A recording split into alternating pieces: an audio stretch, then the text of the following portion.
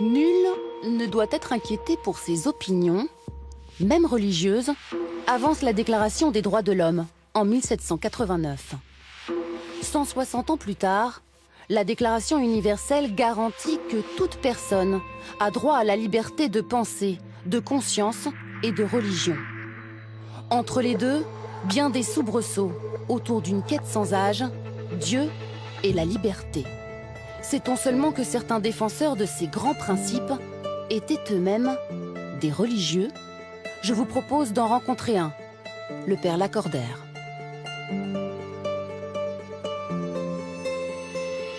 Pour moi, c'est vraiment un héros de la liberté, quelqu'un qui a su toute sa vie rester fidèle à sa vocation, à ce combat pour la liberté, fidèle à l'Église et fidèle à Dieu. Et en cela, j'espère vraiment pouvoir suivre ses pas. Lacordaire a dit « Je suis une liberté et donc une menace ». Je crois que je me suis attaché définitivement à lui quand j'ai lu cette phrase qui est tellement concentrée. Il m'encourage à être libre, vraiment.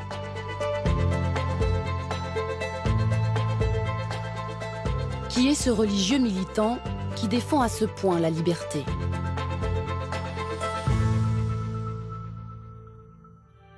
Né en 1802, c'est un enfant pieux, puis un adolescent sceptique, qui se destine à une carrière d'avocat, attaché à son siècle.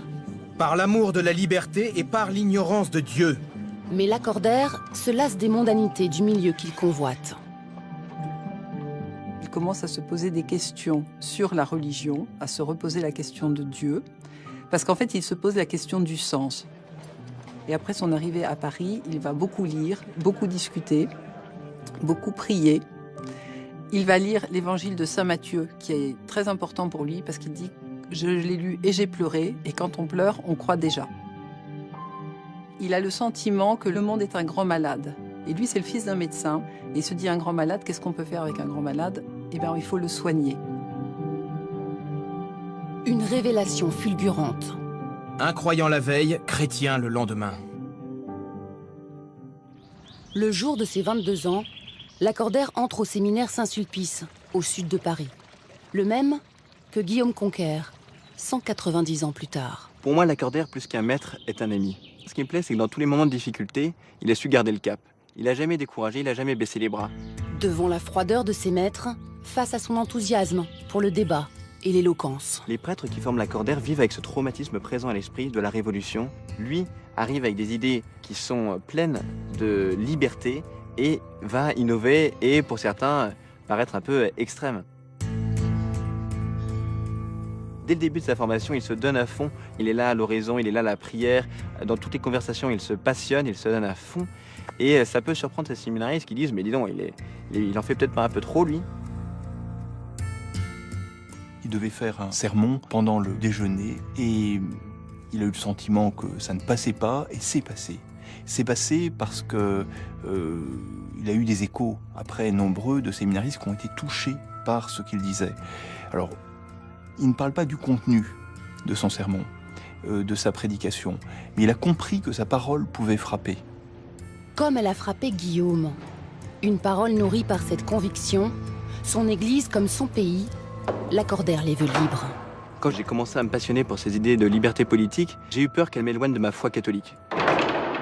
Avec Lacordaire, j'ai pu voir une certaine lueur d'espoir. Quelqu'un qui, toute sa vie, a essayé de réconcilier, d'apaiser cette tension qui existe entre foi et liberté.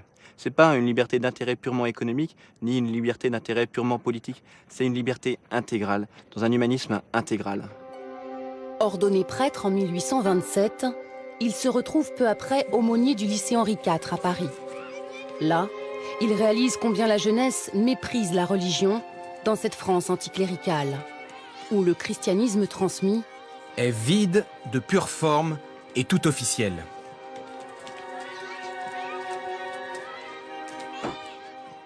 Beaucoup de gens ne sont catholiques que de façade. Dans la pratique de la catéchèse à cette époque-là, et même bien longtemps après, il s'agissait essentiellement d'un jeu de questions-réponses qu'on apprenait par cœur. Il aura le sentiment, en fait, rien n'a changé. parce que ce sont les mêmes manuels du XVIIe siècle qui sont utilisés. Donc en quelque sorte, le génie de Lacordaire, cette improvisation, ce feu, ne peut pas apparaître. Il se sent comme une espèce de fonctionnaire qu'il ne veut pas être, hein, qui joue un rôle de pure représentation, qui est une espèce de prétexte chrétien dans une institution où il ne compte pas. Jusqu'à ce jour de juillet 1830. Les coups de canon grondent dans Paris. Ils annoncent la fin de règne de Charles X, qui vantait ce sera la liberté sans Dieu pour son successeur, Louis-Philippe. C'est à ce moment que Lacordaire fait 2 rencontres cruciales. L'abbé Félicité de Lamennais, alors maître à penser de l'élite catholique, et Charles de Montalembert, homme politique, dont voici le château. C'est un château assez humble, une forteresse médiévale, très austère et qui, je crois, correspond vraiment au caractère et à la personnalité de Montalembert. Et je pense que Lacordaire a aimé aussi ce lieu. Montalembert est d'emblée subjugué par Lacordaire, qu'il perçoit armé pour la vérité et la liberté. Il est d'abord libre en lui-même. La première liberté est de soi avec soi. Et j'ai trouvé ça chez Lacordaire. Sa liberté n'est pas extérieure. Et elle est d'abord en lui. Et c'est une exigence très forte et que j'ai retrouvée chez moi. Et c'est sans doute ça qui a fondé mon lien avec lui. Quand j'ai rencontré Viviane de Montalembert, je lui ai immédiatement dit « Mais vous êtes Montalembert de Lacordaire ?» Elle m'a dit oui. Et à partir de là, on ne s'est plus quitté à peu près. Regarde Jean-Pierre, je suis en train de regarder le volume des lettres de Lacordaire, relié par Montalembert, qu'il a relu, sans doute pour préparer son livre d'hommage. Ce qui est intéressant à remarquer, c'est que ce que Montalembert a annoté ou souligné, c'est ce qui concerne leurs relations, les sentiments, le cœur, plutôt que leurs idées politiques, etc. Lacordaire et Montalembert s'associent aux thèses libérales et déjà démocratiques de l'abbé de Lamennais. Ensemble, ils fondent le journal L'Avenir. Leur devise, Dieu et la liberté. L'Avenir, c'est un journal extrêmement important parce que ce sont des catholiques de la parole avec un style extrêmement direct qui approuvent cette révolution, alors que pour beaucoup de catholiques pour qui les destinées de l'Église et des Bourbons étaient complètement liées, c'est une catastrophe absolue, alors que Lamennais et Lacordaire et leurs amis disent complètement adieu au passé. Nous demandons premièrement la liberté de conscience pleine, universelle, sans distinction comme sans privilège. Ce qui implique la totale séparation de l'Église et de l'État, la suppression du budget ecclésiastique et l'indépendance absolue du clergé. C'est exactement la résistance, c'est exactement la liberté de cet homme. C'est-à-dire, on ne dépend pas ni d'un pouvoir, ni donc de l'argent du pouvoir. Et donc, la séparation de l'Église et de l'État fera la liberté de l'Église. Et donc, on la défend, on la veut, on la proclame. Nous sommes payés par nos ennemis qui nous regardent comme des hypocrites ou des imbéciles et qui sont persuadés que notre vie tient à leur argent. Qu'est-ce donc qui donne la liberté? Je vous le dis, ni les princes, ni les lois. La liberté ne se donne pas, elle se prend. Le point qui leur a fait en fait le plus d'ennemis, c'est cette revendication de la séparation de l'Église et de l'État, parce que pour les évêques, notamment, c'est complètement inconcevable. Ils considèrent que le salaire du clergé n'est jamais qu'une indemnisation, qu'une réparation de la confiscation des biens de l'Église au moment de la Révolution française.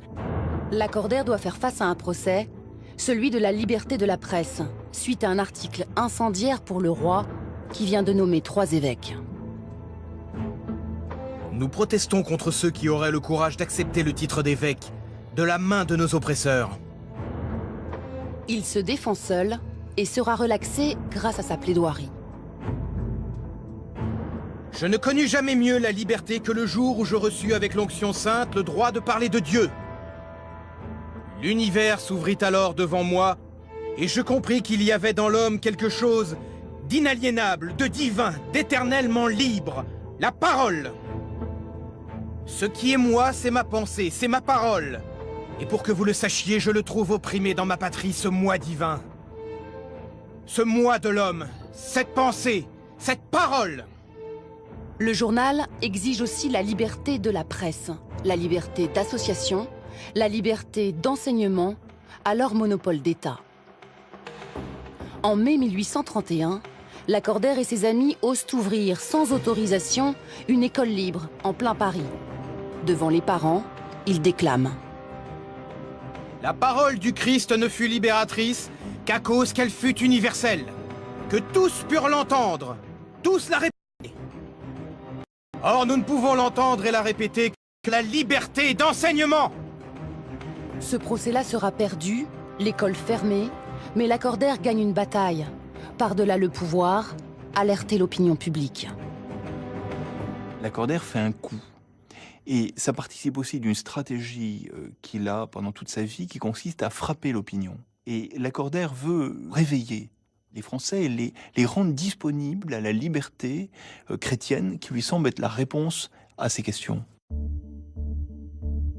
Sa plume devient célèbre, elle passionne et bouscule. L'opposition se durcit et le soutien tant attendu du pape ne viendra jamais. L'encyclique de Grégoire XVI condamne les doctrines du journal, et plus encore. À cela se rattache la liberté de la presse, liberté la plus funeste, liberté exécrable, pour laquelle on n'aura jamais assez d'horreur et que certains hommes osent avec tant de bruit et tant d'instances demander et étendre partout. Quand Grégoire XVI condamne l'avenir, pour lui, il faut qu'il y ait un lien entre religieux et politique. Oui, pour Lacordaire, ça n'est plus possible. Pour le pape, cela devrait être. Et donc Lacordaire ne dit pas que les idées sont condamnées. Lacordaire dit les temps ne sont pas mûrs, il faut attendre. Et il dit à Montalembert, le reproche qu'on peut faire à Monsieur de Lamennais, c'est qu'il a voulu faire pour le catholicisme en 3 jours ou en 3 ans, ce qui peut-être en demanderait 30. Lacordaire, en fidèle raisonné, se soumet. Lamennais refuse, le journal s'éteint, les 2 hommes se séparent. L'ami de tous les temps reste Montalembert. Leurs lettres en attestent. Déjà, nous nous aimions comme on s'aime dans ces purs et généreux élans de la jeunesse et sous le feu de l'ennemi. C'est-à-dire, ce sont des combattants. Ils sont toujours attentifs à ce que l'amour soit une dynamique pour vivre. Ils se sont vus comme des serviteurs de la liberté pour Dieu. C'était une cause politique et en même temps une cause intime et personnelle pour chacun d'eux, la mission de leur vie. Un autre homme l'admire, Frédéric Ozanam, le fondateur de la Société Saint-Vincent de Paul. Grâce à lui, Lacordaire obtient de l'archevêque de Paris des prédications. D'abord au collège Stanislas, parmi les auditeurs, Victor Hugo et Lamartine. Le succès immédiat lui offre bientôt la si convoitée chaire de Notre-Dame. Lacordaire qui, dans la vie normale, est si froid, si réservé, souvent si taciturne, là, il improvise. Assemblée! Assemblée! Que me demandez-vous? La vérité? Vous ne l'avez donc pas en vous? Vous la cherchez donc? Vous voulez la recevoir? Vous êtes venus ici pour être enseignés. C'est quelque chose qui parle en lui. C'est-à-dire, d'une certaine façon, c'est cette espèce d'expérience que cette parole, c'est à la fois la sienne et puis c'est sans doute aussi cette parole inspirée, en fait. Et le public ne s'y trompe pas parce que c'est quelque chose d'extrêmement rare. À l'époque, il y a beaucoup de prédicateurs qui apprennent par cœur des sermons et qui les débitent. Et parfois qui rajoutent en plus quelques gestes un peu pour bien insister sur le fait qu'à ce moment-là, c'est important, là, c'est pathétique, là, prenez un air pénétré, etc. Et puis en même temps, le cœur n'est pas touché. Or, si vous voulez, la rhétorique classique nous apprend qu'il faut toucher le cœur que la parole, si elle ne touche pas le cœur, n'a pas atteint son but. Alors lui, il veut toucher le cœur et l'intelligence. Et donc, d'autre part, il se produit un phénomène qui a souvent été observé quand effectivement quelqu'un réussit vraiment à avoir des talents oratoires, c'est que l'assistance devient une sorte de corps unique qui réagit comme un individu auquel parlerait un autre individu. Il y a eu un ébranlement profond de jeunes gens, notamment d'étudiants, de ceux qui se préparaient à devenir les fonctionnaires du pays, les cadres des administrations. Et nombre d'entre eux ont été ébranlés par ce qu'ils ressentaient comme un ton nouveau. On leur parlait de Dieu comme on ne leur en parlait pas dans le catéchisme. Lacordaire touche ainsi le cœur des incroyants et des esprits en recherche. Il entend apporter une religion éclairée, fondée sur la raison. Elle est d'abord un acte d'intelligence. L'adhésion de cette même intelligence aux idées divines constitue la foi. Le Christ a choisi les apôtres non parmi les oppresseurs de l'intelligence, mais parmi les opprimés. Tels furent les libérateurs de l'esprit humain. Notre-Dame devient trop modeste pour accueillir les quelques 6000 personnes qui s'y pressent. C'est certainement le prêtre qui a prêché au 19e devant le plus grand nombre de personnes en France.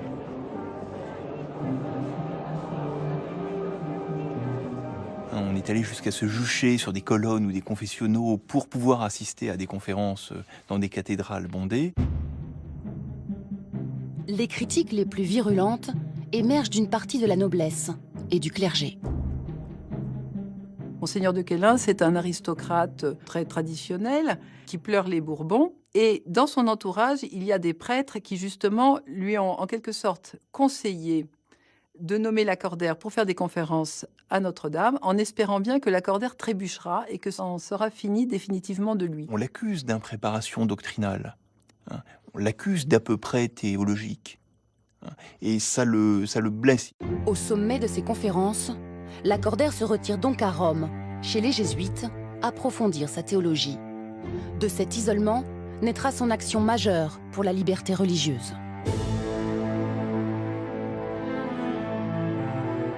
Il aboutit à une évidence, rétablir l'ordre des prêcheurs en France, que sa vocation de prédicateur rend naturelle. Depuis la Révolution, les congrégations sont toujours interdites, mais le Saint-Siège le soutient. Rome et l'opinion publique, j'ai bâti là-dessus. Dit Lacordaire au pape. Pour aller contre la loi, il va frapper l'opinion.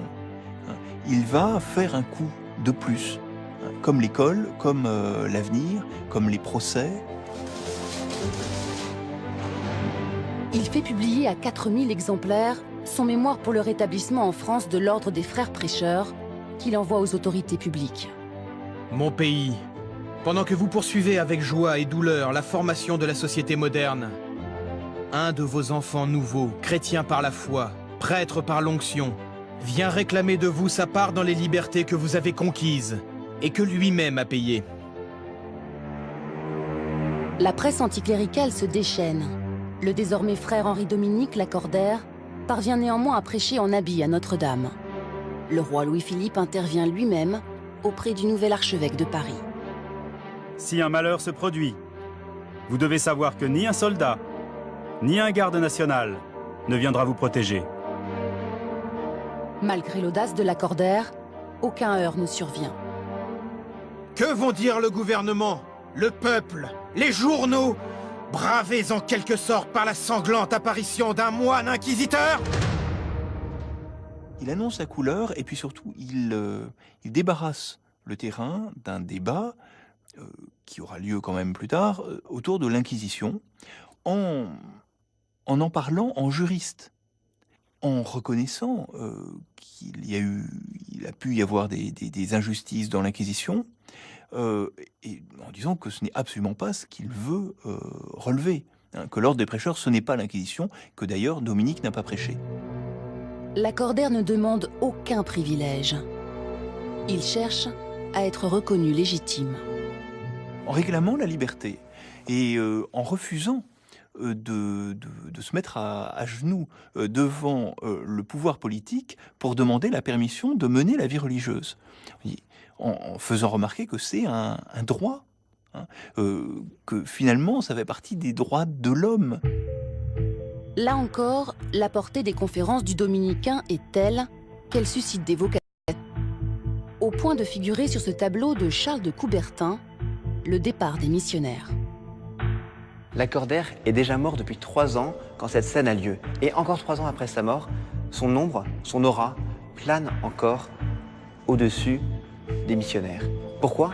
Parce que sans doute que par sa prédication, il a su allumer dans le cœur de ces jeunes un feu qui ne s'est pas éteint et qui les a consumés jusqu'au don le plus total de leur vie dans l'engagement missionnaire. Un engagement qui fait sens pour Guillaume. Dans 2 ans, il connaîtra son pays de mission. Moi, de savoir que Lacordaire était là sur ce tableau, ça a été une grande joie, parce que c'est une figure qui m'avait même marqué. Et quand je l'ai découvert là, dans l'ombre, je me suis aperçu qu'il était aussi un peu dans mon propre passé. Et ça m'a fait vraiment plaisir. Mais en 1839, s'afficher en habit dominicain suscite une défiance. Les grands mouvements d'opposition à Lacordaire seront surtout organisés par des hommes politiques, certains parlementaires qui sont très anticléricaux et pour qui, effectivement, le moine voilà l'ennemi. Mais globalement, le gouvernement de Louis-Philippe, malgré ses dispositions, n'est pas persécuté. Du côté de la curie romaine, on l'encourage. Ceux qui vont manifester le plus de réserve par rapport au retour des dominicains, ce sont les évêques. Parce que ces religieux qui échappent donc à l'administration ecclésiastique ordinaire, ça fait des prêtres peu facilement gérables. Donc son habit est absolument un signe de résistance en face d'un pouvoir qui ne veut pas de cela, etc. Dès 1843, sa renommée lui permet de fonder des couvents, le premier à Nancy. Bientôt une dizaine en France.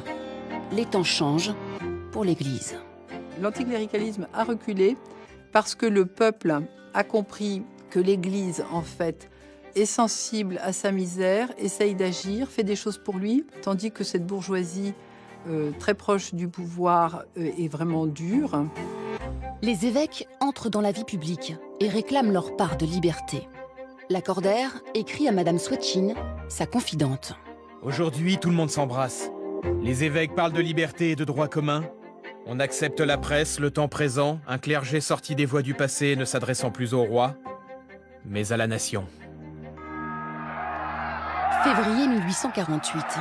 Une nouvelle révolution gronde. Pour la première fois depuis 1789, l'Église réclamait sa liberté. Le clergé soutient la révolte, la République est proclamée. Lacordaire participe à la création du premier journal démocrate chrétien, L'Ère Nouvelle. C'est la lutte de ceux qui n'ont rien contre ceux qui ont trop. Dit Frédéric Ozanam, son fondateur. Lacordaire finit par se désolidariser devant la radicalité des idées défendues. Entre-temps, Louis-Napoléon Bonaparte devient le premier président élu au suffrage universel. Lacordaire, prieur de la province dominicaine. Puis vint l'événement de trop. Le coup d'État napoléonien en 1851. La République vire à la dictature. Lacordaire se retire de la vie publique. Je compris dans ma pensée, dans mon langage, dans mon passé, dans ce qu'il me restait d'avenir, que j'étais aussi une liberté, et que mon heure était venue de disparaître avec les autres. Donc, il décide effectivement de se taire, sachant que pour lui, le silence, c'est une puissance presque aussi grande que la parole. Et ça sera perçu comme tel. Le silence est un acte d'opposition extrêmement fort. Et il décide de quitter Paris, dont le spectacle le déçoit profondément, parce qu'il ne conçoit pas comment tant de prêtres ou d'évêques qui avaient acclamé la République en 1948 peuvent du jour au lendemain se retourner complètement et acclamer le coup de force. Lacordaire souhaite désormais se consacrer à l'éducation de la jeunesse. Il crée un tiers-ordre enseignant et dirige l'une des premières écoles dominicaines, à Sorèze dans le Tarn, avec le même esprit de liberté. À différence des collèges jésuites, à Sorèze, il n'y a pas la messe obligatoire chaque jour. On ne peut pas forcer quelqu'un à croire. tout simplement parce que on est sorti justement de cette période où on ne pouvait pas ne pas croire. Au crépuscule de sa vie, cet honneur lui est rendu. Il est élu à l'Académie française en janvier 1861, quelques mois avant sa mort. Il y déclare vouloir être le symbole de la liberté acceptée et fortifiée par la religion. digne défenseur de la liberté, il est l'un de ceux qui ont ouvert les portes des réformes à venir. La liberté de la presse et l'école gratuite, acquise en 1881. La liberté d'association en 1901. La loi de séparation des églises et de l'État en 1905. Je suis un citoyen des temps à venir. Ces temps sont-ils venus? Serons-nous capables de ne plus opposer foi et liberté? Là est pourtant l'enjeu d'un avenir auquel aspirait déjà Lacordaire.